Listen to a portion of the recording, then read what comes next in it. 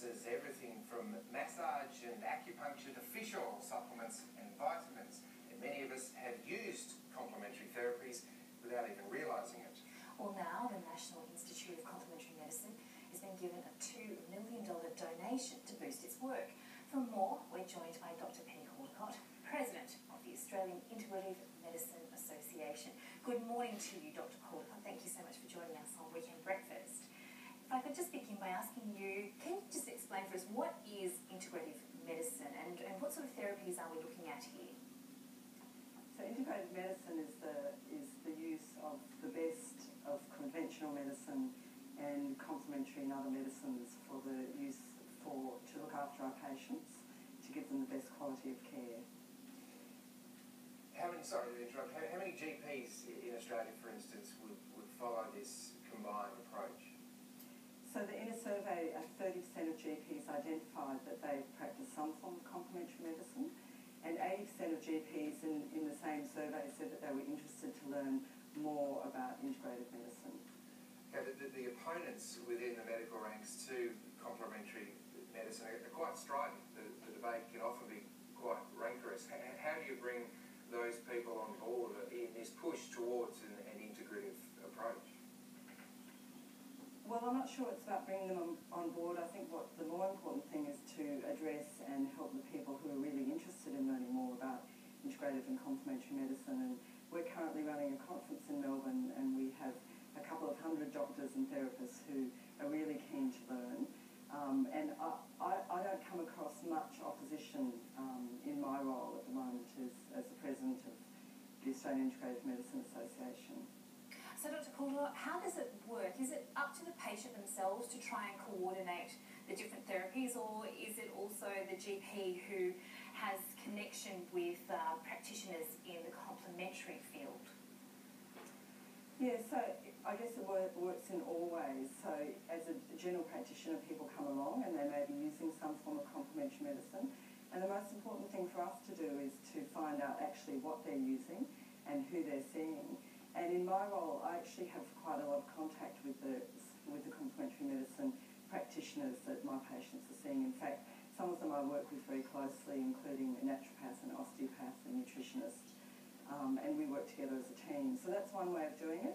The most important thing, though, is to ask what people are doing, because very often we know through research that patients won't tell their GPs what they're doing because they're afraid that the GP might not be happy.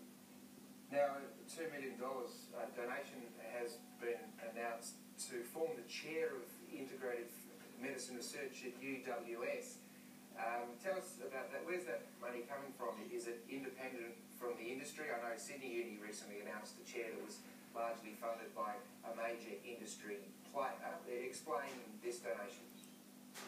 Yeah, so this is coming from the Jacka Foundation, and so the Jacka Foundation is a non-for-profit foundation that's interested in natural medicines, and they've supported the National Institute for Complementary Medicine over the last few years as well, and this is another donation that they're making to set up this chair of integrative medicine.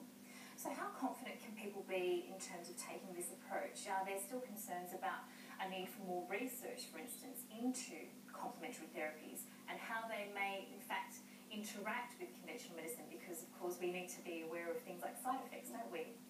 Of course, yes. So, look, when we talk about complementary medicines, as you said, when you started, there are many complementary medicines.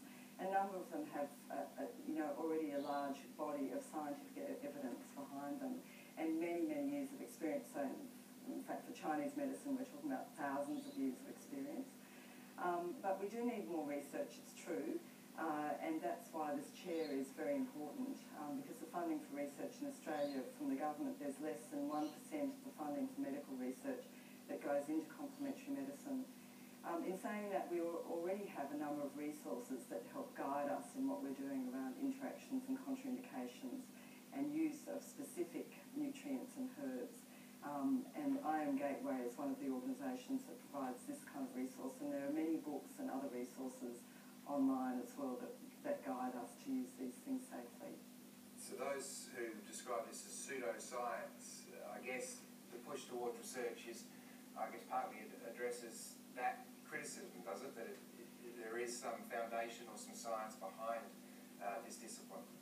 Yeah, sure. And of course, it addresses that criticism, and yet we do have already a lot of science, but of course we can always have more to guide us. And the other thing is that there is a lot out there that we need to translate into guidelines for how to practice with this kind of complementary medicine.